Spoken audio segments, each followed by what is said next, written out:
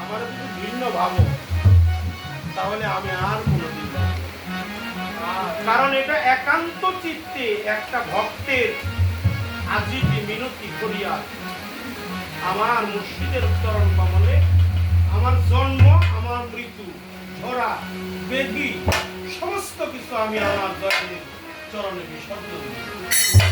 আমার দয়াল যদি আমাকে ভিন্ন জানে তাহলে আমার দাঁড়াইবার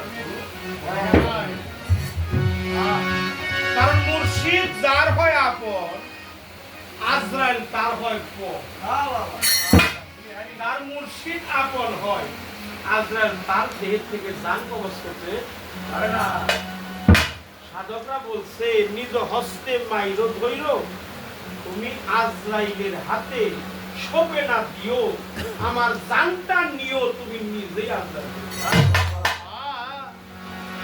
আর আমাদের রমেশ ভান্ডারী একটা গানে বলছে